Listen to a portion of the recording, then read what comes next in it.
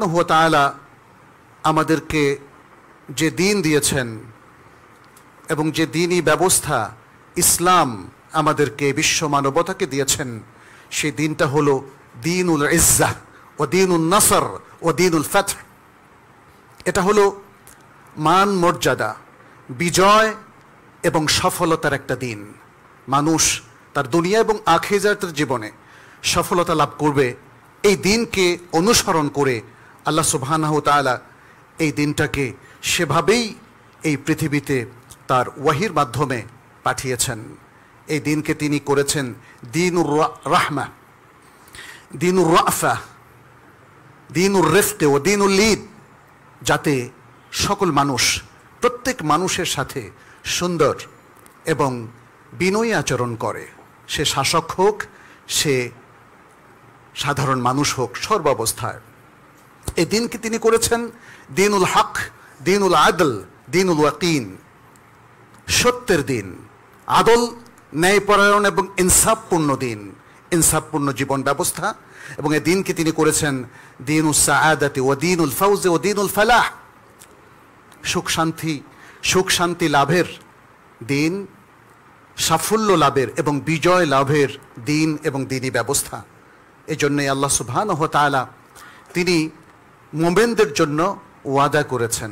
সেই কথাটিও তিনি আল কোরআনের মধ্যে উল্লেখ করে দিয়েছেন, বলেছেন ওয়াদাল্লাহু আল্লাযীনা আমানু মিনকুম ওয়া আমিলুস সালিহাত লা ইস্তাখলিফান্নাহুম ফিল আরদি কামা ইস্তাখলাফাল্লাযীনা মিন ক্বাবলিহিম ওয়া লা ইউমাক্কিনান্না লাহুম দীনাহুম আল্লাযী ইরতাদা লাহুম ওয়া লা ইউবাদদিলান্নাহুম মিন বা'দি খাউফিহিম আমনা ইয়াবুদুনানি লা ইউশরিকুনা বি শাইআ।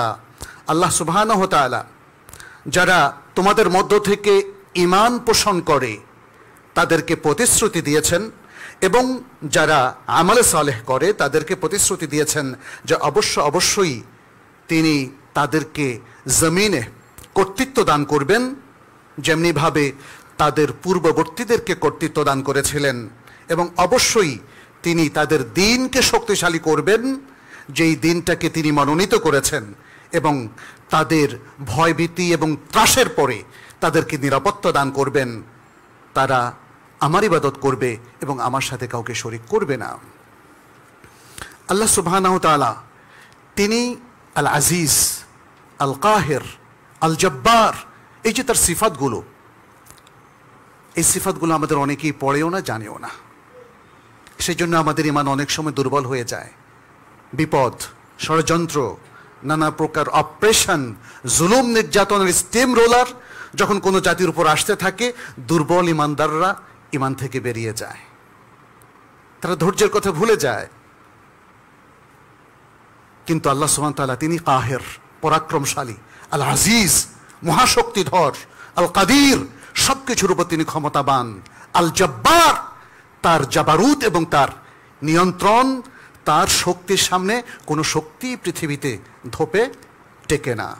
তিনি তো সেই মহাশক্তি যিনি ফেরাউন নমরুদের মতো আল্লাহদ্রোহীদেরকে ধূলিসাৎ করে দিয়েছেন। যুগে যুগে এরকম আরও বহু লোককে ধূলিসাৎ করেছেন, কিন্তু একটা সময় তাদেরকে তিনি ক্ষমতা দিয়েছেন যেন আল্লাহর বান্দাদের ঈমান তিনি পরীক্ষা করতে পারেন। এটা আল্লাহ তাআলার একটা সুন্নাহ সিস্টেম। এই সিস্টেমের মধ্য দিয়ে তিনি পরীক্ষা করবেন কারা এই সময় ধরে পূর্ণ ঈমানের উপর থাকবে আর কারা থাকতে পারবে না। পরিশেষে বিজয় ঈমানদারদেরই হবে। সে কথাটিও তিনি বলে দিয়েছেন, কাতাবাল্লাহু লা আগলিবান্না আনা ওয়া রুসুলি। আল্লাহ তাআলা এটা লিখে দিয়েছেন, অবধারিত করে দিয়েছেন যে অবশ্যই আমি এবং আমার রাসূলগণই বিজয়ী হবেন। ইন্নাল্লাহা কাউইয়ুন আজিজ, নিশ্চয় আল্লাহ তাআলা শক্তিশালী এবং মহাপরাক্রমশালী।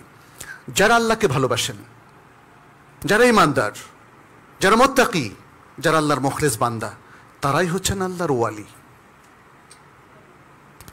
আমাদের দেশে ওলিউল্লাহ বলে, তাই না? যে লোকরা শিরক করছে, বেদাত করছে, তারাও অনেক সময় দেখা যায় যে ওলিউল্লাহ। সুবহানাল্লাহ। এটা আমাদের শিক্ষার কুফল। প্রকৃত আল্লাহর ওয়ালি কারা, এইটা নির্ধারণ করতে আমরা অনেকেই ভুল করছি। আল্লাহর ওয়ালি তারাই যারা প্রকৃত ইমানদার, যারা কোরআন সুন্নাহর প্রকৃত অনুসারী, যারা দ্বীনের সঠিক ইলমটাকে ধারণ করেন, লালন করেন এবং আমল করেন। এরা হলেন আল্লাহর ওয়ালি। আল্লাহর এই ওয়ালিদেরকে আল্লাহ তাআলা যুগে যুগে অনেক পরীক্ষার মধ্যে ফেলার পরেও তাদেরকেই বিজয়ের সুসংবাদ তিনি দেন। তিনি বলেছেন, ইয়া আইয়ুহাল্লাযীনা আমানু, ইয়া আইয়ুহাল্লাযীনা আমানু ইন তানসুরুল্লাহা ইয়ানসুরকুম ওয়া ইউসাব্বিত আকদামাকুম। হে ঈমানদার লোকেরা, যদি তোমরা আল্লাহকে সাহায্য করো, আল্লাহ তোমাদেরকে সাহায্য করবেন এবং তোমাদের পাগুলোকে দৃঢ় করবেন। এটা সরে যাবে না। শত্রু ষড়যন্ত্রে, হত্যাকাণ্ডে, রক্তের হানাহানিতে এরা পিছপা হবে না। আল্লাহ মজবুত করে দিবেন তাদের পাগুলোকে। ওয়াল্লাযীনা কাফারু ফাতা'সাল লাহুম ওয়া আযাল্লা আমালাহুম। আর যারা কুফরি করে, মনে রাখবেন কুফরির যারা সহযোগী তারাও এর মধ্যে পড়বে। কাফের এবং পৌত্তলিকদের প্রতি যারা সহানুভূতি ব্যক্ত করে এবং তাদেরকে বন্ধু হিসাবে গ্রহণ করে, আল্লাহকে বাদ দিয়ে তাদের উপর নির্ভরতা স্থাপন করে, এই আয়াত তাদের ব্যাপারেও সব যুগে প্রযোজ্য, শুধু এই যুগে না, সব যুগে প্রযোজ্য। ওয়াল্লাযীনা কাফারু ফাতা'সাল লাহুম। আল্লাহ নিজেই তাদের ধ্বংসের বদদুয়া করছেন, তারা ধ্বংস হোক। যারা কাফের এবং কাফেরদের যারা সহযোগী, যারা পৌত্তলিক এবং পৌত্তলিকদের যারা সহযোগী, ওয়া আযাল্লা আমালাহুম, তাদের আমলকে আল্লাহ তাআলা বিনাশ করে দিবেন, নষ্ট করে দেবেন। আযাল্লা মানে এখানে হচ্ছে নষ্ট করে দেওয়া। তারা যাই কাজ করুক, উন্নয়নমূলক কাজ করুক, যাই করুক, সবটাই ভয়েড, ইনভ্যালিড। এটার কোনো মূল্য নেই। আল্লাহর কাছে যদি মূল্য না থাকে, তাহলে আল্লাহর বান্দাদের কাছে থাকবে? এটা মনে রাখবেন, মনে রাখবেন। যারা কাফের এবং কুফরের সহযোগী, এদের আমলের কোনো মূল্য নেই। অতএব এদেরকে ভ্যালু দেওয়া যাবে না। আল্লাহ সুবহানাহু ওয়া তাআলা তিনি মুমিনদেরকে যে যুগে যুগে পরীক্ষা করবেন, সেটাও কিন্তু কোরআনে বলে দিয়েছেন। আফসোস, আমরা অনেকে হয়তো পড়ি না, ফলে ঈমানটা দুর্বল হয়ে যায়। দেখেন আল্লাহ কি বলছেন, আহাসিবান নাসু আন ইউতরাকু আন ইয়াকুলু আমান্না ওয়া হুম লা ইফতানুন। মানুষ কি ধারণা করে যে তাদেরকে ছেড়ে দেওয়া হবে? এ কথা বললে যে আমরা তো ঈমান এনেছি, আমরা ঈমান এনেছি, আল্লাহ আমাদেরকে ছেড়ে দাও। না, ছেড়ে দেওয়া হবে না। আর তাদেরকে কোনো ফিতনায়, ট্রায়ালের মধ্যে ফেলা হবে না। আল্লাহ তাআলা বিনা ট্রায়ালে মুমিনদেরকে পার করে দেবেন এমন কোনো ওয়াদা করেননি, সেটা তিনি এখানে বললেন। ওয়ালাকাদ ফাতান্নাল্লাযীনা মিন ক্বাবলিহিম ফালায়া'লামান্নাল্লাহু আল্লাযীনা সাদাকু ওয়া লায়া'লামান্নাল কাযিবিন। অবশ্যই আমরা তাদের পূর্ববর্তীদেরকে পরীক্ষার মুখোমুখি করেছিলাম, পরীক্ষায় ফেলেছিলাম, ফিতনায় ফেলেছিলাম। অবশ্যই তাদের মধ্যে কারা সত্যবাদী আর কারা মিথ্যাবাদী সেটা আল্লাহ জানবেন। আল্লাহ তো এমনি জানেন, কিন্তু আসলে আল্লাহ তাআলা মানুষের কার্যক্রমের মধ্য দিয়ে সত্যবাদী এবং মিথ্যাবাদী, প্রকৃত মুখলেস এবং মুনাফিক, এদের মধ্যে পার্থক্য সূচনা করতে চান, যাতে জগতের মানুষ বুঝতে পারে এবং আল্লাহ তাদের সঠিক বিচার করেন, তাদের উপর হুজ্জতটা কায়েম হয়ে যায়। আল্লাহ সুবহানাহু ওয়া তাআলা আরো বলেছেন, আম হাসিবতুম আন তাদখুলুল জান্নাতা ওয়া লাম্মা ইয়াতিকুম মাতালুল লাযিনা খালাউ মিন ক্বাবলিকুম। তোমরা কি ধারণা করছো যে তোমরা জান্নাতে প্রবেশ করে ফেলবে, জান্নাতে ঢুকে যেতে পারবে, অথচ তোমাদের কাছে আসেনি সেই সমস্ত লোকদের দৃষ্টান্ত বা সেই সমস্ত লোকদের মতো অবস্থা যারা তোমাদের আগে অতিবাহিত হয়েছে। মাসাতহুমুল বাসা ওয়াদ দাররা ওয়া যুলজিলু হাত্তা ইয়াকুলার রাসূলু ওয়াল্লাযীনা আমানু মাআহু মাতা নাসরুল্লাহ। তাদের দুঃখ কষ্ট তাদেরকে পেয়ে বসেছিল, তারা প্রকম্পিত হয়েছিল, কঠিন এক জীবনের মধ্যে তারা পড়ে গিয়েছিল। এমনকি রাসূল এবং তার সাথে যারা ঈমান পোষণ করতেন তারা বলেছিলেন আল্লাহর কাছে হাত উঠিয়ে যে, মাতা নাসরুল্লাহ, আল্লাহ তোমার সাহায্য কবে আসবে? এটা পৃথিবীর ইতিহাস। আল কোরআন সেই ইতিহাসটা আমাদের সামনে তুলে ধরছে। আলা ইন্না নাসরাল্লাহি করিব, জেনে রাখো নিশ্চয় আল্লাহ সাহায্য নিকটবর্তী, নিশ্চয় আল্লাহ সাহায্য নিকটবর্তী। সুহাইব বিন সিনান রাদিয়াল্লাহু তাআলা আনহুর একটা হাদিস এখানে উল্লেখ করি। তিনি বলছেন, নবী সাল্লাল্লাহু আলাইহি সাল্লাম বলেন, আজাবান লিআমরিল মুমিন, মুমিনদের বিষয়টা খুবই বিস্ময়কর। ইন্না আমরাহু কুল্লাহু খায়র, তার প্রত্যেকটা বিষয় কল্যাণমুখী, কল্যাণজনক, তার প্রত্যেক অবস্থায় কল্যাণজনক। যালিকা লিআহাদিন ইল্লা লাইসা ওয়ালাইসা যালিকা লিআহাদিন ইল্লা লিল মুমিন, এটা মুমিন ছাড়া আর কোনো মানুষের ক্ষেত্রে প্রযোজ্য না। পৃথিবীর আর সবার সব অবস্থা ভালো না, কিন্তু মুমিনদের সব অবস্থা ভালো। এটা রাসূল সাল্লাল্লাহু আলাইহি ওয়াসাল্লাম ব্যাখ্যা করলেন কি, ইন আসাবাতহু সাররা শাকার, যদি তার বিপদ আসে, অত্যাচারের স্টিম রোলারে সে নিষ্পেষিত হয়, এটা হচ্ছে পরে বলেছেন ইন আসাবাতহু দাররা সাবার। প্রথম হচ্ছে যদি তার ইন আসাবাতহু সাররা, তার খুশির কোনো বিষয় হয়, তার বিজয় অর্জিত হয়, আনন্দমুখর কোনো সংবাদ তার কাছে আসে, তাহলে সে শুকর করে, সে কিন্তু আল্লাহকে ভুলে যায় না, সে আল্লাহমুখী হয়। কারণ আল্লাহ তাকে নেয়ামত দিয়েছেন এবং আল্লাহ তাকে আনন্দ দিয়েছেন, নেয়ামত দিয়েছেন, বারাকা দিয়েছেন, রহমত দিয়েছেন, তৌফিক দিয়েছেন, বিজয় দিয়েছেন। ফাকানা খায়রাল্লাহ, তাহলে এই অবস্থা তার জন্য উত্তম হয়। ওয়া ইন আসাবাতহু দাররা, আর যদি তার উপর বিপদ হয়, সবার, সে সবর করে। সে কিন্তু বলে না আল্লাহ তুমি কোথায়, তুমি থাকলে আমার এই অবস্থা কেমনে হয়, আল্লাহ তুমি কথা শুনছো না কেন, এরকম অভিযোগ অভিমান করে না। আমরা জানি বিভিন্ন বিপদে অনেকেই অভিযোগগুলো আল্লাহর কাছে করে থাকেন। দুর্বল চিত্তের মানুষ, তারা ইমানটাকে মজবুত করতে পারে নাই, ইমানের এডুকেশনটা তারা নিতে পারে নাই, এই জন্য এই ধরনের কথা বলে। যদি আপনারা কেউ কখনো এরকম কথা বলে থাকেন, এখনই তওবা করেন, আর জীবনে কখনো বলবেন না। আপনার নিজের ব্যক্তিগত কোনো বিপদে, সামাজিক কোনো বিপদে, দেশের রাজনৈতিক কোনো বিপর্যয়ে, নানা রকম যতই আপনার উপর অত্যাচারের খড়গ কৃপান যদি নেমেও আসে, তবু আল্লাহকে দোষারোপ করবেন না।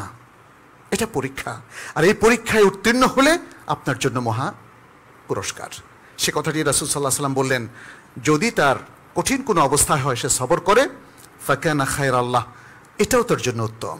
তাহলে মুমিনের সকল অবস্থায় সে আল্লাহ থেকে বিচ্ছিন্ন হয় না, সে ঈমান থেকে বিচ্ছিন্ন হয় না, সে আল্লাহর প্রতি কোনো আঙ্গুল তোলে না, আল্লাহর প্রতি কোনো অভিযোগ তার থাকে না।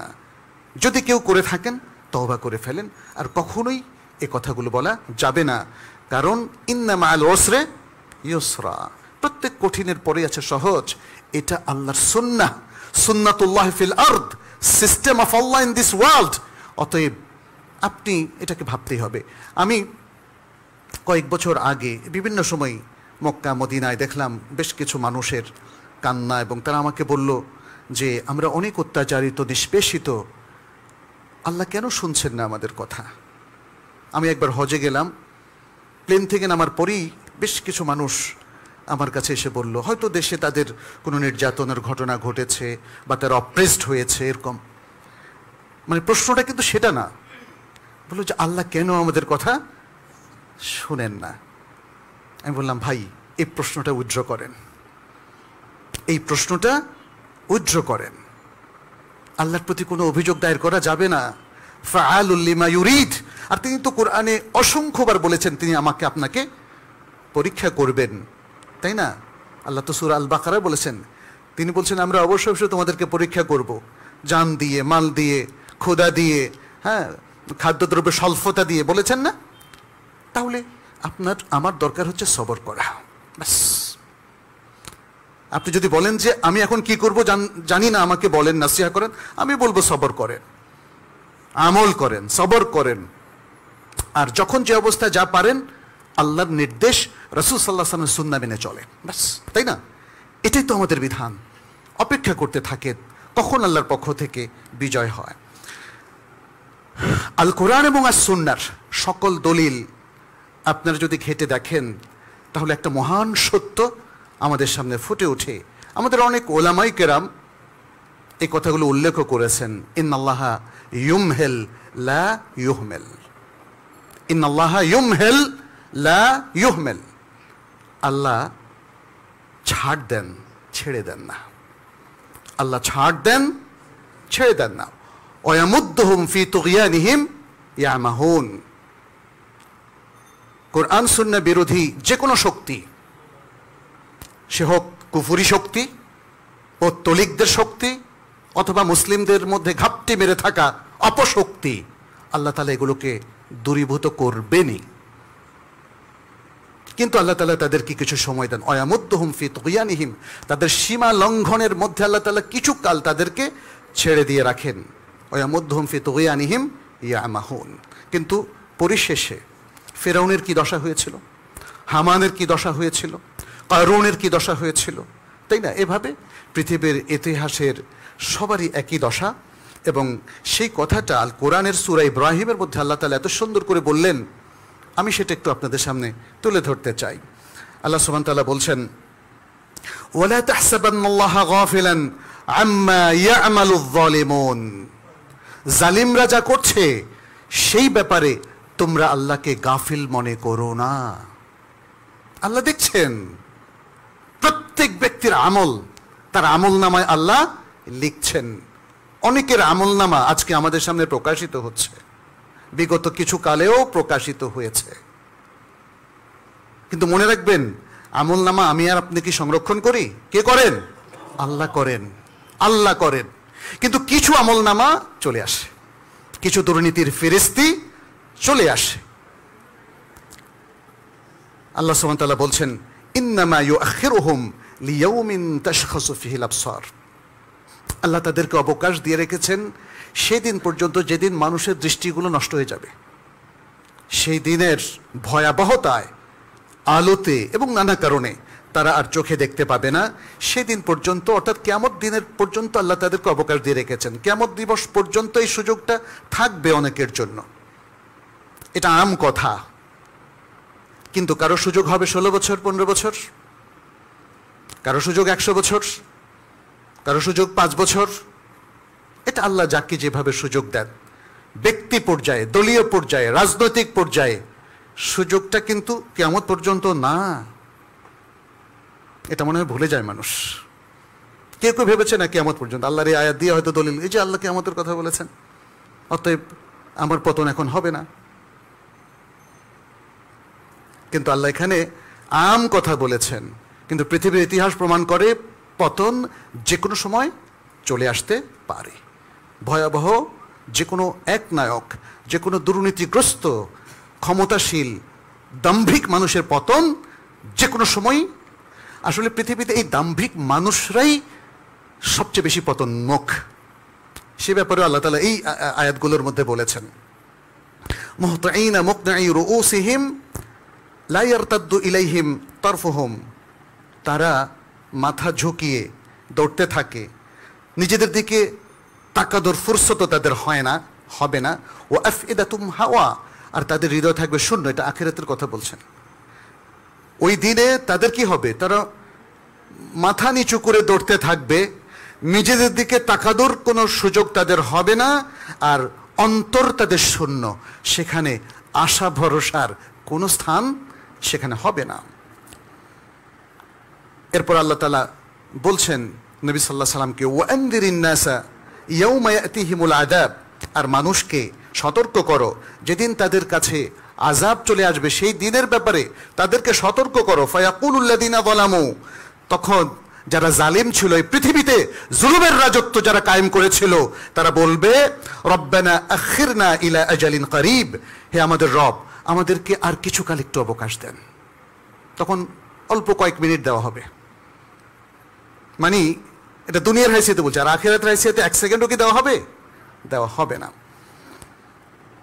রব্বানা আখিরনা ইলা আজালিন করিব, এই কনটেক্সটটা কিন্তু আখিরাতের, এটা দুনিয়ার কনটেক্সট না। কিন্তু দুনিয়ার কনটেক্সটও আমরা দেখছি, যখন বিপদ চলে আসে তখনও আর সময় পায় না। তখনও মানে পরিস্থিতিটা এতটাই মানুষের হাতের বাইরে চলে যায়, তার আর পালানোর সুযোগ থাকে না। কি বললেন, কেন অবকাশ দিতে হবে? বললেন নজিব দাওয়াতাকা, যে আমরা আপনার দাওয়াতে সাড়া দিব। আপনার দাওয়াতটা আগে তো দুনিয়াতে কবুল করি না, এখন কবুল করব। ওনাত্তাবে রসুল, এবং রাসূলদেরকে অনুসরণ করব। এরপর আল্লাহ প্রশ্ন করছেন, দেখেন, আওয়ালাম তাকুনু আকসামতুম মিন ক্বাবল মা লাকুম মিন জাওয়াল, তোমরাই কি তারা না যারা ইতিপূর্বে শপথ করেছিলে, কসম করেছিলে যে তোমাদের কোনো পতন নাই? দেখেন আল্লাহ তাআলা এখানেই কিন্তু সে কথাটা বললেন, মা লাকুম মিন জাওয়াল, যে তোমাদের কোনো পতন নাই। তোমরা তো সেই লোক যারা দাবি করেছিলে, যারা কসম করেছিলে, শপথ করেছিলে, জাতির উদ্দেশ্যে বলেছিলে তোমাদের কোনো পতন নাই। ওয়াসাকানতুম ফি মাসাকিনিল্লাযিনা যালামু, আর তোমরা যারা জালিম তাদের বাসগৃহে, আবাসগৃহে তাদের সাথে তোমরা বসবাস করতে, যারা নিজেদের উপর জুলুম করেছিল তাদের সাথে তোমরা থাকতে। ও তাবায়্যানা লাকুম, এরপর তোমাদের কাছে স্পষ্ট হয়ে গিয়েছিল। এবার তিনি আমভাবে মানুষকে বলছেন, ও তাবায়্যানা লাকুম, আর তোমাদের কাছে স্পষ্ট হয়ে গিয়েছিল কাইফা ফাআলনা বিহিম, কেমন আচরণ আমরা করেছি। আল্লাহ নিজের কথা বলছেন, আমরা তাদের সাথে কেমন আচরণ করেছি। ওয়াদারাবনা লাকুমুল আমসাল, আর তোমাদের জন্য আমরা এভাবেই দৃষ্টান্ত দিয়ে থাকি। আল্লাহ সুবহানাহু ওয়া তাআলা বলছেন, ওয়াকাদ মাকারু মাকরাহুম, আর তারা তাদের ষড়যন্ত্র করেছিল। ওয়া ইনদাল্লাহি মাকরুহুম, আর আল্লাহর কাছে তাদের ষড়যন্ত্র ন্যস্ত হয়েছিল। ওয়া ইনদাহুম মাকরুহুম ওয়া ইন কানা মাকরুহুম লিতাজুলা মিনহুল জিবাল, যদিও তাদের ষড়যন্ত্র এতই ভয়াবহ যেন পাহাড়ও ধ্বংস হয়ে যাবে। ফালা তাহসাবান্নাল্লাহা মুখলিফা ওয়াদিহি রুসুলা, অতএব তোমরা আল্লাহকে এমনটা মনে করো না যে তিনি তার রাসূলদেরকে যে ওয়াদা দিয়েছিলেন সেটার খেলাফ তিনি করবেন। আল্লাহকে এমন তোমরা ভেবো না, আল্লাহ সবসময় তার ওয়াদা রক্ষা করেন। ইন্নাল্লাহা আজিজুন যু ইনতিকাম, নিশ্চয় আল্লাহ তাআলা পরাক্রমশালী, শক্তিশালী। সম্মানিত মুসল্লিয়ানে কেরাম, আল্লাহ সুবহানাহু ওয়া তাআলার পক্ষ থেকে আজকে আমাদের দেশের প্রেক্ষাপটটাও আমরা যদি পর্যালোচনা করি, সেখানে দেখব বিগত বছরের পর বছর ধরে মানুষ যতটা নিষ্পেষিত হচ্ছিল, মাজলুম হচ্ছিল এবং মানুষের অধিকারকে নিয়ে ছিনিমিনি খেলা হচ্ছিল, তা থেকে আল্লাহ তাআলার একটা উত্তরণ করেছেন। আলহামদুলিল্লাহ, আল্লাহর শুকরিয়া আদায় করেছে পুরো জাতি। আর সবচেয়ে একটা আশার যে বিষয়টা আমরা দেখেছি সেটা হচ্ছে, যারা জুলুম এবং জালিমদেরকে কোনোভাবেই দেশের আপামর জনগোষ্ঠী দূর করতে পারছিলেন না, তখন তরুণ নেতৃত্ব চলে এসেছে আমাদের সামনে। আল্লাহু আকবার। আল্লাহ তরুণদেরকে সত্যিকার ফিতয়াতুল ঈমান বানিয়ে দিন, ঈমানের যুবক এবং তরুণ তরুণী বানিয়ে দিন, তারা যেন ঈমান এবং তাকওয়ার পথে চলে। আমরা যেটা দেখেছি, আজকেও আসার পথে দেখলাম তরুণরা ট্রাফিক পুলিশের দায়িত্ব পালন করছে। দেখলাম যে তারা অনেকে পরিষ্কারও করছে। আমি অবাক হলাম, এটা কিভাবে সম্ভব?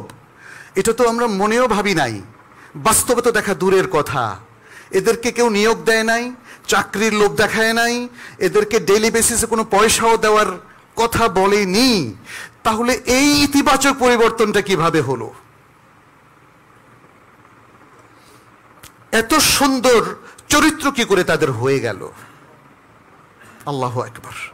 এতে বোঝা গেল যে মানুষ যদি সত্য চেতনায় উদ্বুদ্ধ হয়, আর সবচেয়ে বড় সত্য হচ্ছে আল্লাহ সুবহানাহু ওয়া তাআলা, সবচেয়ে বড় সত্য হচ্ছে ইসলাম, সবচেয়ে বড় সত্য হচ্ছে আল কোরআন, সবচেয়ে বড় সত্য হচ্ছে সুন্নাহ। ইসলামের এই কালোজয়ী আদর্শের চাইতে সত্য পৃথিবীতে আর কিছু নেই। যদি মানুষ তাতে উদ্বুদ্ধ হয়, তাহলে এই সমাজটা পাল্টে যাবে। আমরা তো আল্লাহর কাছে পাওয়ার জন্যই কাজ করি, দুনিয়া পাওয়ার জন্য না। আমার বিশ্বাস আজকের তরুণরা জেগে উঠেছে। এই তরুণদেরকে যদি আজকে ওলামায়ে কেরাম, ইমাম খতিব এবং ইসলামিক স্কলাররা সঠিকভাবে তাদের সাথে বন্ধুত্ব করতে পারে, মাসালা মাসাইলের মধ্যে নিজেদেরকে আবদ্ধ না রেখে এবং ঝগড়া বিবাদে নিজেদেরকে আবদ্ধ না রেখে যদি তরুণদের পাশে দাঁড়ায় মুরব্বির মতো, তাহলে তরুণরা কখনো পথ হারাবে না ইনশাআল্লাহ। এবং তারা সুন্দরভাবে এগিয়ে যেতে পারবে। তরুণ নেতৃত্ব আমাদেরকে আরো ইসলামের মহান সব বিজয়ের কথা স্মরণ করিয়ে দেয়। ইসলামের বড় বড় বিজয়ে তরুণদের বিশাল ভূমিকা ছিল। পৃথিবীর সর্বকালের সর্বশ্রেষ্ঠ সেনাপতি খালিদ বিন ওয়ালিদ, তিনি তরুণ সেনাপতি ছিলেন। তরুণ 32, 33, 35 এই ধরনের বয়স ছিল তার। উসামা বিন যায়েদ, যাকে রাসূল সাল্লাল্লাহু আলাইহি সাল্লাম তার মৃত্যুর আগে সেনাপতি নিয়োগ দিয়েছিলেন, কে দিয়েছিলেন? রাসূল সাল্লাল্লাহু আলাইহি সাল্লাম। তখন তার বয়স কিন্তু অনেক, 60 নবী সাল্লাল্লাহু আলাইহি সাল্লাম তরুণকে পছন্দ করতেন। তরুণদের শক্তিতে তিনি আস্থাশীল ছিলেন। তরুণদেরকে রাসূল সাল্লাল্লাহু আলাইহি সাল্লাম কখনোই অবজ্ঞা করেন নাই। আপনারা রাসূল সাল্লাল্লাহু আলাইহি সাল্লামের হাতে গড়া তরুণ স্কলারদের কথা জানেন? আব্দুল্লাহ ইবনে আব্বাস, তরুণ সাহাবী, পৃথিবীর ইতিহাসে কোরআনের সবচেয়ে বড় স্কলার। আব্দুল্লাহ ইবনে ওমর ইবনুল খাত্তাব রাদিয়াল্লাহু তাআলা আনহুমা, পৃথিবীর ইতিহাসে হাদিসের সবচেয়ে বড় স্কলার এবং হাদিস অনুসরণ করার সবচেয়ে বড় গুরুত্ব দেওয়ার মতো ব্যক্তি। তার চাইতে হাদিসের অনুসরণ করার জন্য প্রত্যেকটা জায়গায় জায়গায়, প্রত্যেকটা হারাকাত, প্রত্যেকটা মুভমেন্টে তিনি রাসূল সাল্লাল্লাহু আলাইহি ওয়াসাল্লামকে অনুসরণ করতেন। আব্দুল্লাহ ইবনে মাসউদ, তরুণ ফাকিহ। আব্দুল্লাহ ইবনে আমর ইবনে আস, তরুণ আবেদ, পাশাপাশি স্কলারও ছিলেন। সব তারেক বিন জিয়াদ, মোহাম্মদ বিন কাসেম, ইতিহাসে ভরা তরুণদের যে নেতৃত্ব, সাফল্য, তাদের কন্ট্রিবিউশন, আজকের কন্ট্রিবিউশনের সাথে সেটা মিলে গেল। আলহামদুলিল্লাহ। আমাদের অনেকেই এগুলো নিয়ে নানা বিতর্ক করেছেন। আমার যে গবেষণা, আমার যে পড়াশোনা মদিনা ইউনিভার্সিটিতে কিংবা ইসলামিক, আমি মনে করি যারা অধিকার আদায়ের জন্য প্রতিবাদ করে, নিরস্ত্র প্রতিবাদ, শান্তিপূর্ণ প্রতিবাদ, এটা শরীয়তে নিষিদ্ধ নয়, এটা শরীয়তে নিষিদ্ধ নয়। আর যদি অধিকারটা যারা দেওয়ার কথা ছিল ঠিক মতো দিত, তাহলে তো কোনো প্রয়োজনই ছিল না। ছিল কি? তরুণদেরকে তাচ্ছিল্য করবেন না। তাচ্ছিল্যের কি ফলাফল দেখেছেন তো? রাসূল সাল্লাল্লাহু আলাইহি সাল্লাম এর পুরো বায়োগ্রাফি দেখেন, তিনি কোনো দিন কোনো একটা বৈঠকেও কোনো তরুণকে তাচ্ছিল্য করেননি, তুই তোকারি করেও কথা বলেননি, আজে বাজে কোনো কথা বলেন। তো মানুষ তো, তার সাহাবারা তো তার সামনে হয়তো কিছু ত্রুটি তো করতে পারেন, কিন্তু না, তিনি সব কিছুকে সুন্দরভাবে সামলে নিয়েছেন। The best manager in the world, রাসূল সাল্লাল্লাহু আলাইহি সাল্লাম। বেস্ট লিডার যখন বলেন, তাহলে বুঝতে হবে ম্যানেজার হিসাবেও তিনি 1 নাম্বার। সব কিছুকে চমৎকারভাবে ম্যানেজ করেছেন। যাই হোক, তারুণ্য নিয়ামত। আমি তরুণদেরকে বলবো, 1 দিন, 2 সপ্তাহ, 3 সপ্তাহ সাফল্য এটাই মূল নয়। সাফল্যকে ধরে রাখতে হলে, মুসলিম তরুণদেরকে বলছি, সাফল্যকে ধরে রাখতে হলে ঈমানকে ঠিক রাখতে হবে। সাফল্যকে ধরে রাখতে হলে তাকওয়ার পথে চলতে হবে। কোরআন সুন্নাহকে তার মূল কনস্টিটিউশনে পরিণত করতে হবে। কোরআন সুন্নাহর বাইরে যাওয়া যাবে না। আজকে তরুণদের যারা নেতৃত্ব দিয়েছে, একটা জিনিস আমার চোখে পড়েছে, আগে আরো 20 বছর আগে তরুণদের কারো দাঁড়িয়ে ছিল না দেখতাম, এবার দেখি সবারই দাঁড়িয়ে আছে। শুনেন, দাঁড়িয়ে রাখাটা আমাদের মতে ফরজ, কেউ কেউ সুন্নাত বলেছেন, ঠিক আছে, এটার চাইতে বড় ইসলামের মৌলিক ফরজ কাজ আছে। কিন্তু দাড়িটা ইসলামের সিম্বল, এটা ইসলামের শিআর, প্রতীক। যে কোনো মুসলিম যদি দিনদার হতে চায়, দাড়ি তাকে রাখতেই হবে, দাড়ি তাকে রাখতেই হবে। আজকের এই তরুণদের প্রতি আমার ভালোবাসা আরো বেড়ে গিয়েছে যখন দেখলাম এরা প্রায় সবাই দাড়ি রেখেছে। আলহামদুলিল্লাহ, আলহামদুলিল্লাহ। তাদের অনেকেই আপনারা জানেন অন্যায়ভাবে তাদেরকে হত্যা করা হয়েছে। এটা অন্যায়। নিরস্ত্র মানুষকে গুলি করে হত্যা করা এটা অন্যায়, এটা অন্যায়।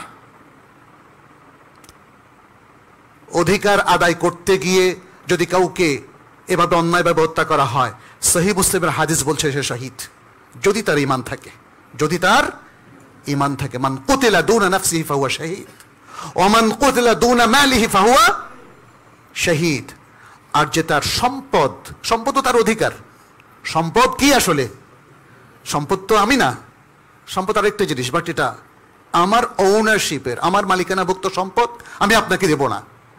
একজন ডাকাত এসেছে, একজন দুর্বৃত্ত এসেছে, এই সম্পদ ছিনিয়ে নেওয়ার জন্য, আমি রক্ষা করতে গেলে যদি আমাকে মেরে ফেলা হয়, রাসূল সাল্লাল্লাহু আলাইহি ওয়াসাল্লাম বলছেন শহীদ।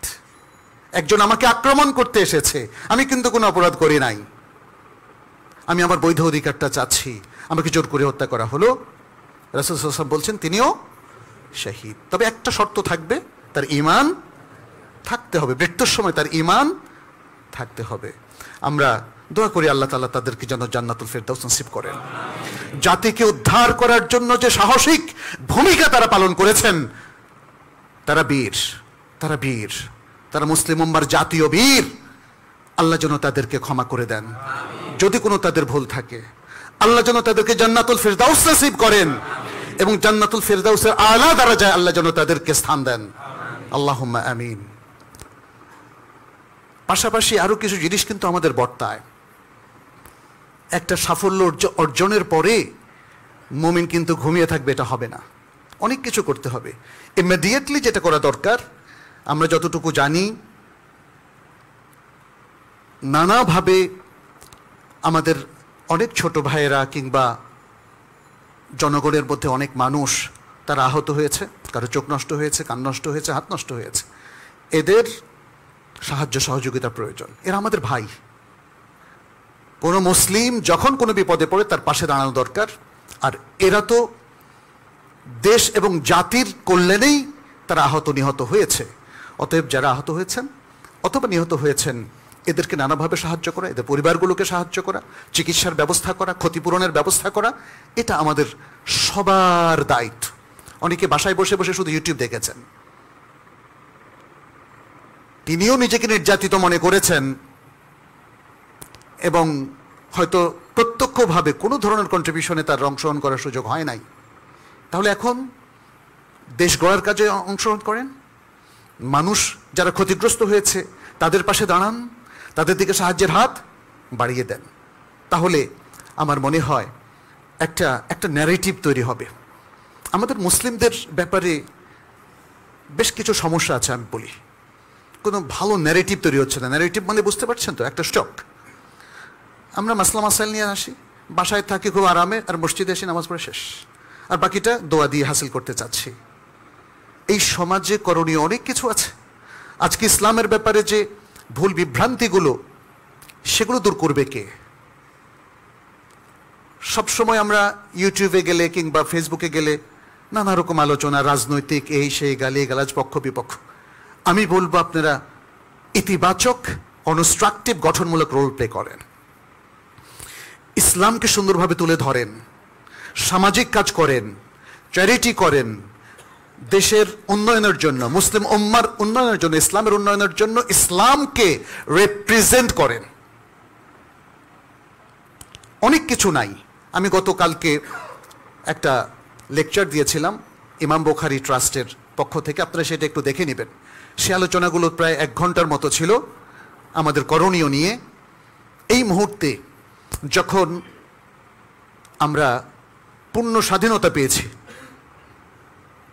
মত ব্যক্ত করার মতো সুযোগ পেয়েছি, তাহলে ইসলামকে তার সৌন্দর্য সহ উপস্থাপনা করা সবগুলো সেক্টর, এটা জরুরি। এটা আমাদের ডাক্তারদের জন্য জরুরি, তারা ডাক্তারদের ফোরামে সেটা করবেন, কারণ ডাক্তারদের আজকে এটিকেটসের বড় অভাব, তাই না? হসপিটালগুলোতে সবচেয়ে বেশি দুর্নীতি হয়, সরকারি বেসরকারি হসপিটাল, ডায়াগনোসিস সেন্টার। তাহলে আমাদের মুসলিম ডাক্তাররা কি করছেন? আপনাদের ডাক্তারি এথিক্সটা কোথায়? ইঞ্জিনিয়ারদের কথা একই। তরুণরা দেখলাম যে কোন কোন ইঞ্জিনিয়ার, নির্বাহী প্রকৌশলীদের থেকে, তাদের গাড়ি থেকে কোটি কোটি টাকা, যে আজকে পত্রিকায় দেখলাম বের করেছে। প্রকৌশলী ভাইরা কি কাজ করছেন আপনারা? যদি মুসলিম হয়ে থাকেন তাহলে প্রত্যেক ইঞ্জিনিয়ারকে সৎ করে ফেলেন। সুযোগ এসেছে। আমি জানি গত বেশ কয়েক বছর ধরে আপনারা অনেকে কথা বলতে পারতেন না, কাজ করতে গেলে আপনাদেরকে জঙ্গি আখ্যা দেওয়া হতো, সেটার অবসান হয়েছে আলহামদুলিল্লাহ। আলহামদুলিল্লাহ। নির্ভয়ে কথা বলেন, নির্ভয়ে কথা বলেন, কাজ করেন। ইসলামের সৌন্দর্য স্বাধীনভাবে ফুটিয়ে তোলার এ এক মহাসুযোগ, এটাকে নষ্ট করবেন না। আর মানুষের ব্যাপারে আন্দাজে নেগেটিভ কথা বলবেন না। নেগেটিভ কথা বলা বন্ধ করেন, পজিটিভ কথা বলেন। যারা এখন দায়িত্বপ্রাপ্ত হয়েছেন তাদের কাছে দাওয়াত নিয়ে যান, প্রত্যেকের দোষ খুঁজে খুঁজে তাকে বিতর্কিত করার অপচেষ্টা করবেন না। পরিপূরক হয়ে কাজ না করলে সমাজে আপনার সাফল্য আপনি ধরে রাখতে পারবেন না। যাদের মধ্যে ত্রুটি আছে মনে করেন, ফেসবুকে সমালোচনাটা বন্ধ করে দেন, তার সাথে গিয়ে দেখা করেন, তাকে নসিহা করেন। আমি আলেম ওলামাদেরকে পরামর্শ দেব, যারা আজকে দায়িত্বপ্রাপ্ত হয়েছেন অন্তর্বর্তীকালীন সরকারে, আমার বিশ্বাস যে এরা সবার সাথে রিলেশন রাখবেন, এরা সবার কথা শুনবেন, এরা দিনদারদেরকেও সুযোগ দেবেন ইনশাআল্লাহ। যাতে দেন, আমরা সে আহ্বান জানাচ্ছি। আমাদের সরকারে এখন যারা আছেন তাদেরকে আমি বলবো, আপনারা ইমানের সাথে, আপনারা মুসলিম, ইসলামের যে আইডেন্টিটি সেটাকে ধরে রাখুন, তাকওয়া অবলম্বন করুন, আল্লাহকে ভয় করুন। আল্লাহর ওয়াস্তে এই জামিনে মুসলিম জনতা অনেক দিন ধরে নিষ্পেষিত ছিল, তাদেরকে আল্লাহর ওয়াস্তে তাদের দ্বীনি এবং ধর্মীয় অধিকারগুলো রক্ষা করার, পরিপালন করার সুযোগটা করে দেন। আমাদের কোন মুসলিম ভাই বোনেরা, আমার জানামতে যারা পর্দা করেন, যারা দাড়ি রাখেন, পর্দা দাড়ি কখনো এদেরকে বিপথে ঠেলে দেয় না। অতএব পর্দার স্বাধীনতা, মেয়েদের ক্ষেত্রে যে অধিকার ইসলাম দিয়েছে, এটা শুধু অধিকার না, এটা ফরজ। অতএব সেটা পালনের সুযোগ করে দিন। যদি বিভিন্ন হোটেলে ফ্যাশন শো হতে পারে, তাহলে তার চাইতে কি হাজার গুণ উত্তম নয় যে মেয়েরা তাদের শরীর ঢেকে রাখবে? তাহলে আমরা ফ্যাশন শোকে যদি অ্যালাউ করি, আমি অনেক দেশের কথা বলছি, তাহলে হিজাব কি করে ত্রুটিপূর্ণ হতে পারে? এই বিষয়গুলো ব্যাপারে আমি বলবো যে মানুষ যে রিলিজিয়াস রাইটস এবং তার যে মরাল রাইটস, তার যে জীবনের জন্য যে যে অধিকারগুলো, এগুলো সব যেন সংরক্ষণ করা হয় এবং মানুষের মেধার যেন লালন করা হয়, বৈষম্য যেন দূর করা হয় এবং সকল প্রকারের যে ডিসক্রিমিনেশন আছে, মানুষের মধ্যে যে ভেদাভেদ হানাহানি আছে, এগুলো যেন দূর করা হয়, আমরা সে পরামর্শ দিচ্ছি। আর পাশাপাশি আরেকটা কথা বলবো, যেহেতু আপনারা জানেন সূরাতুন নসর, বিসমিল্লাহির রহমানির রহিম, ইযা জাআ নাসরুল্লাহি ওয়াল ফাথ ওয়া রাআইতান নাসা ইয়াদখুলুনা ফি দীনিল্লাহি আফওয়াজা ফাসাব্বিহ বিহামদি রাব্বিকা ওয়াস্তাগফির ইন্নাহু কানা তাওয়াবা। দেখেন এখানে ছোট্ট একটা সূরার মধ্যে আল্লাহ সুবহানাহু ওয়া তাআলা বিজয় অর্জিত হলে কি করতে হবে সেটা বলে দিয়েছেন। এখানে বলা হচ্ছে ফাসাব্বিহ, তোমার রবের প্রশংসা করো, তোমার রবের প্রশংসা করো। আমাদের দেশ মুসলিম জনসংখ্যাগরিষ্ঠ দেশ। আমি বিনীতভাবে অনুরোধ করব, আল্লাহর প্রশংসা করতে কেউ ভুলে যাবেন না। আমাদের সরকারে যারা আছেন তাদেরকেও বলবো, আল্লাহর প্রশংসা করতে ভুলে যাবেন না। আপনারা অনেকেই এই বিজয়কে দ্বিতীয় স্বাধীনতা বলে উল্লেখ করেছেন। যদি তাই হয়, আল্লাহকে ভুলে যাবেন না, আল্লাহর দেয়া কর্তব্যকে ভুলে যাবেন না। আর ভুল বিভ্রান্তি হতেই পারে, সেজন্য কি করবেন? ইস্তেগফার করতে হবে। ফাসাব্বিহ বিহামদিকা ওয়াস্তাগফির। নবী সাল্লাল্লাহু আলাইহি সাল্লাম তো কোনো ভুল করেন নাই, তারপরেও আল্লাহ তাআলা তাকে বলছেন প্রশংসা করো, তাসবিহ পাঠ করো আর ইস্তেগফার করো। আসলে এই সিস্টেমটাই মানুষকে সৎ করে রাখবে। আমরা জাতির সকল মানুষ তাদের প্রতি তাকিয়ে আছি, তারা দেশটাকে সুন্দরভাবে চালাবেন। আর এটা যেহেতু সংখ্যাগরিষ্ঠ মুসলিম দেশ, ইসলামের সকল অধিকার তারা সংরক্ষণ করবেন। মুসলিমদেরকে বুক ফেলিয়ে দিন চর্চার সুযোগ তারা দেবেন এবং ইসলামের নানা গবেষণা প্রতিষ্ঠান গড়ে উঠবে সিরার গবেষণা কেন্দ্র, কোরআন গবেষণা কেন্দ্র, সুন্নাহর গবেষণা কেন্দ্র, আল কোরআন ভিত্তিক ইউনিভার্সিটি এদেশে হবে, আমরা সে আশা পোষণ করি। এবং আপনাদেরকেও বলবো, অনেক কাজ আছে, এই কাজগুলোর প্রতি মনোনিবেশ করুন, পজিটিভলি কাজ করুন, নেগেটিভ জিনিসগুলোকে একপাশে সরিয়ে রাখুন, তবে সতর্ক থাকতে হবে। মনে রাখবেন, মুসলিমদের কোনো বিজয়ে অমুসলিমরা বা ইসলাম বিরোধী যারা, তারা কোনোদিন সন্তুষ্ট থাকে না। তারা তাদের ষড়যন্ত্রের হাত কোনোদিন গুটিয়ে নেবে না, সেটা চলতেই থাকবে। অতএব আমাদেরকে সতর্ক থাকতে হবে, আমাদেরকে সতর্ক থাকতে হবে। শুধু পজিটিভ দায়িত্ব পালনই যথেষ্ট নয়, পাশাপাশি সতর্ক থেকে সে সমস্ত ষড়যন্ত্র যেন কার্যকর হতে না পারে, সেই বিষয়টা মনে রাখতে হবে। আল্লাহ আমাদের সবাইকে তৌফিক দান করুন। আল্লাহ আমাদের উপর রহমত এবং বারাকা নাজিল করুন। আমাদেরকে তিনি যে নিয়ামত দিয়েছেন, সেই নিয়ামতটাকে কাজে লাগানোর তৌফিক আমাদেরকে দান করুন। আকুলু কাউলি হাযা ওয়া আস্তাগফিরুল্লাহ লি ওয়া লাকুম ওয়া লিসাইরিল মুসলিমিন ফাস্তাগফিরুহু ইন্নাহু হুয়াল গফুরুর রহিম।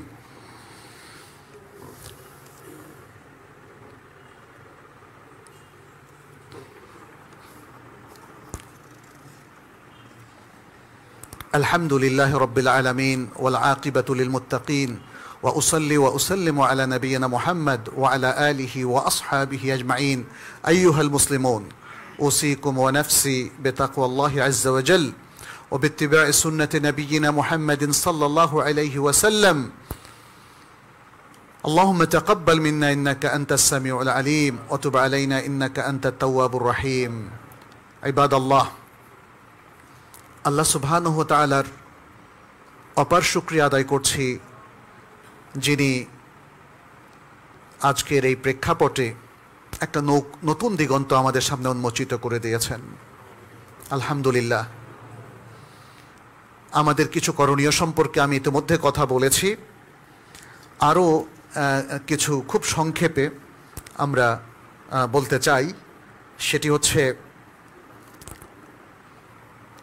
আমাদের ব্যক্তিগত জীবন থেকে শুরু করে সর্বত্র, আমাদের পরিবারগুলো, আমাদের প্রতিবেশী, আমাদের ব্যবসা বাণিজ্য, সর্বক্ষেত্রে দ্বীনের সৌন্দর্য ফুটিয়ে তোলার যেন চেষ্টা আমরা অব্যাহত রাখি। মনে রাখবেন, ইসলামকে যারা প্রতিনিধিত্ব করতে চান, তাদের একটা জিনিস খুব জরুরি, এলেম। তা নাহলে ভুল প্রতিনিধিত্ব হয়ে যাবে, ভুল প্রতিনিধিত্ব হয়ে যাবে। এই জন্য সকলে এলেমমুখী হন। পরিবারের বয়োজ্যেষ্ঠরা যদি প্রয়োজনীয় এলেম অর্জন করতে পারেন, তাহলে আপনি আপনার সন্তানদেরকে এডুকেট করতে পারবেন। এদেশে ইসলাম প্রিয় মানুষের মধ্যে এখনও নানা রকম ফেরকাবাজি আছে, এখনও অসংখ্য বেদাত এবং শিরক আছে। এগুলো দূর হওয়ার একমাত্র একটাই পন্থা, সেটা হচ্ছে এলেম অর্জন করা। আমরাও তো মদিনা যাওয়ার অনেক আগে বেশ কিছু ভুলের মধ্যে ছিলাম, শিখানো হয়েছে ভুল, করার তো কিছু নাই। যখনই সত্যকে জানবেন, ভুলটা স্পষ্ট হবে, তখন মানুষের আকলকে আল্লাহ তাআলা এতটাই শক্তিশালী করেছেন যে অধিকাংশ মানুষই ভুলটাকে শুধরে নেয়। কারণ না হলে তো সে বেওকুফ হবে। বেওকুফ মানে অনবহিত। বেওকুফ অবশ্য আমাদের দেশে একটা গালি, মানে যে জানে না, অর্থাৎ যে তার আকলকে কাজে লাগায় না, সেই বেওকুফ। এটা কেউ হতে চায় না। এলেমমুখী হন। প্রত্যেকটা জায়গায় আমাদের এলেমের মার্কাজ লাগবে। এবং আমি এ প্রসঙ্গে আরও যদি বলতে চাই, তাহলে বলবো যে, যেমন ধরেন, বিভিন্ন কনসালটেটিভ ফার্ম আছে, আপনি দেখেন, অ্যাকাউন্টিংয়ের আছে, ইঞ্জিনিয়ারিংয়ের আছে, ডাক্তারের আছে, কিন্তু আমাদের ইসলামের নাই। বাংলাদেশে এত এত ব্যবসায়িক ইসলাম, মানে ইসলামিক ব্যবসায়িক কনসালটেশন ফার্ম আছে? একটাও আছে? নাই। এই জন্যই দেখেন হারাম ব্যবসায় ভরে গেছে। সেন্টার ফর মেডিকেল এথিক্স, ধরেন এই টাইপের কোনো কিছু কি আছে? নাই। ফলে ভালো ভালো ডাক্তাররাও অনেকে আমাকে জিজ্ঞেস করেন, আমি তো চাই না, তারপরেও উপহার আসে, নেওয়া যাবে কি না?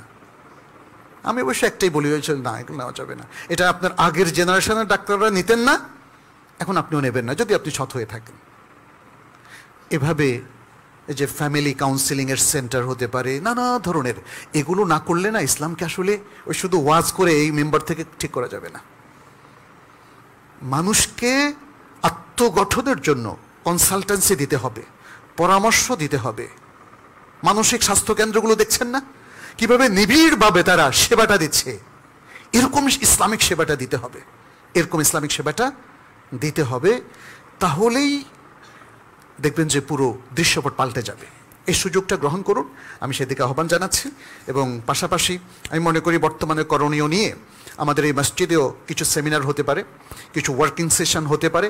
কারণ খুতবায় তো সব বলা যায় না, খুতবা তো সংক্ষিপ্ত। এমনি আজকে অনেক লেট করে ফেলেছি, আমি প্রায় 15-20 মিনিট বেশি সময় নিয়েছি, সেই জন্য খুবই দুঃখিত।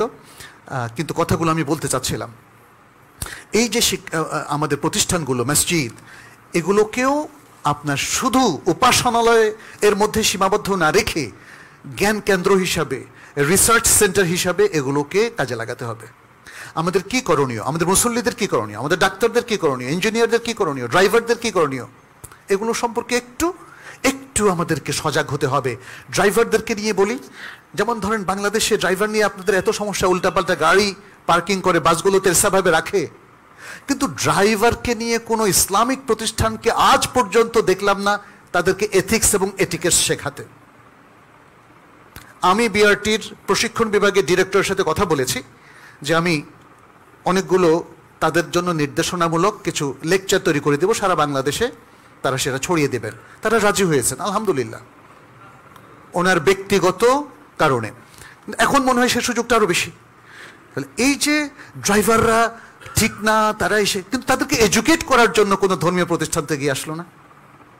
এই মসজিদেও তো মানে ধরেন এই মসজিদ বা অন্য যে কোনো মসজিদ, আমরা তো বলি না যে ভাই 500 ড্রাইভারকে নিয়ে একটা সেশন করি, ওদেরকে একটু বুঝাই, আল্লাহর ভয়ে দেখাই।